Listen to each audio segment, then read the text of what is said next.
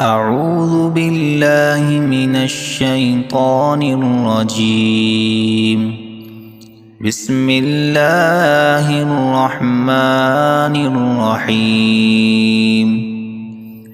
ألهاكم التكاثر حتى زرتم المقابر كلا سوف تعلمون ثم كلا سوف تعلمون كلا لو تعلمون علم اليقين لترون الجحيم ثم لترونها عين اليقين ثم لتسألن يومئذ عن النعيم.